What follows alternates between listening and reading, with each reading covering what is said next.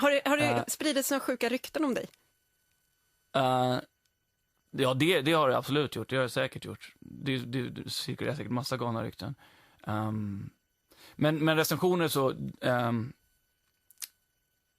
jag kommer inte på något på raka, men det är klart att det har skrivits negativa grejer om mig och mitt skådespeleri. Det är självklart. Klarar du att vifta bort det? Nej, men det är klart att det gör ont om man läser någonting som är... alltså är det rykten eller någonting som är sådär liksom... Då kan man ju vifta bort, men det är klart att ibland kan det vara saker som tar om. Det är någon som skriver att kemin i en scen inte funkar eller de tycker att man inte är trovärdig. Det är klart att man vill ju bli omtyckt och älskad av alla. 1, 2, 3. Outcast med Heja. Alexander Skarsgård sitter kvar hos P3 Populär och ska få hugga in på en ny lapp. Du kan byta låda nu kanske. Är det skillnad på de här lådorna eller? Ja, kanske. Får du se. Men gud vad jobbigt.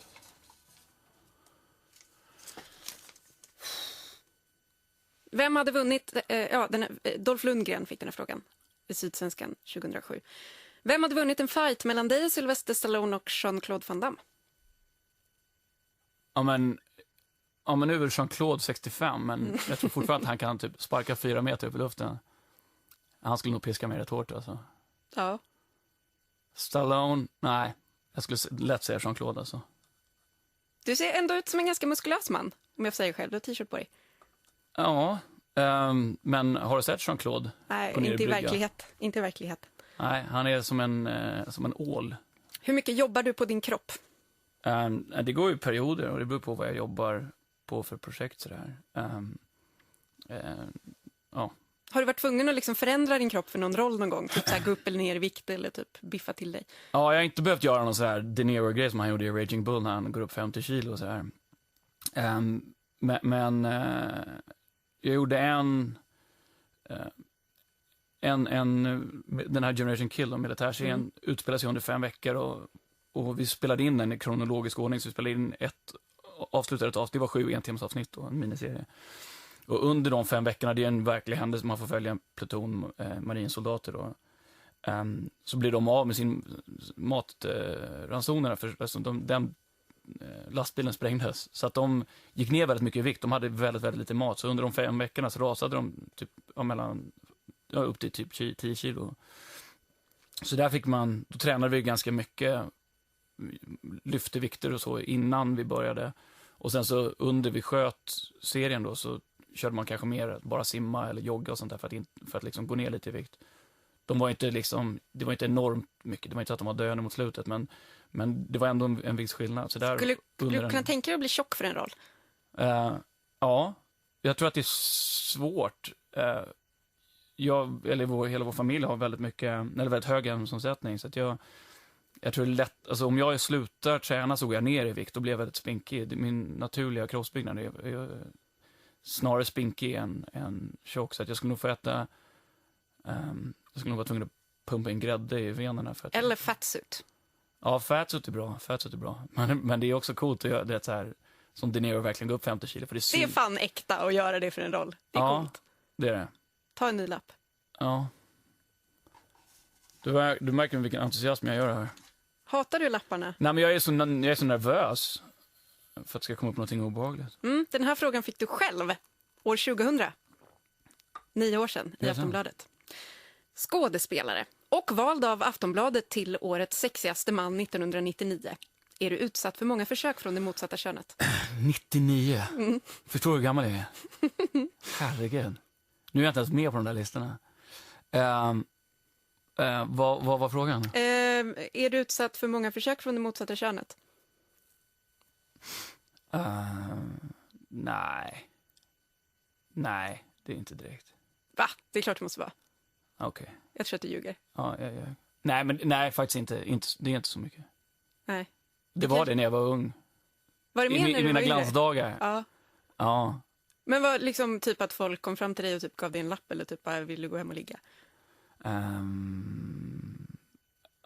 Nej, men jag vet inte, svenskar är ju också så här, det är väl mer om man är på krogen så kanske det är mer när tjejerna är riktigt fulla och charmiga.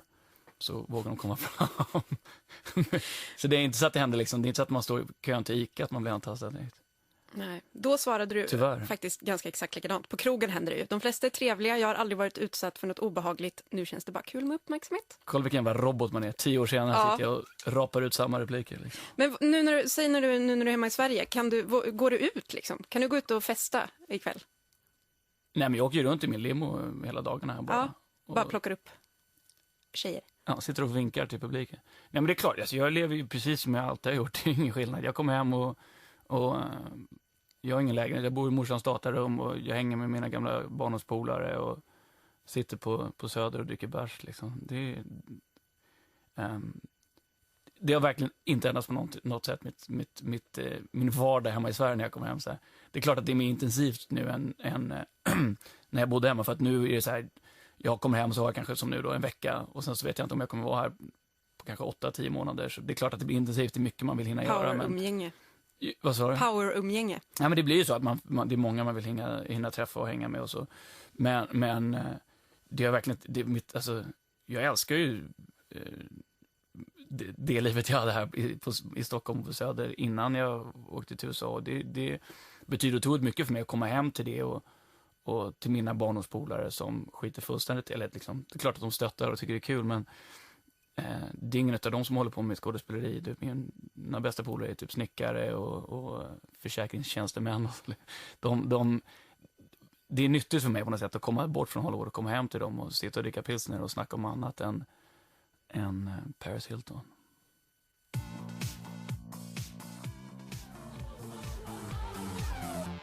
Kisha med TikTok, här är en remix av Fred Falke, Alexander Skarsgård. Sitter kvar hos P3 Populär. Klockan är 12:01 och ta en ny lapp. Vilken låda då? Välj själv. Jag tar den blommiga lådan.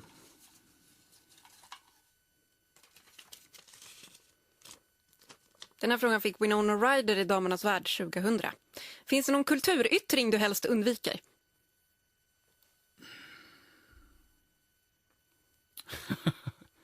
Nej, jag försöker vara ganska öppen och allätare. Musikal? Jag försöker. Det är inte alltid det funkar.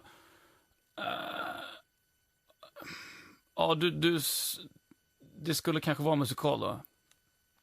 Som jag kan ha lite svårt för. Fast typ Hair och några sådana tycker jag är fantastiskt bra. Otroligt bra.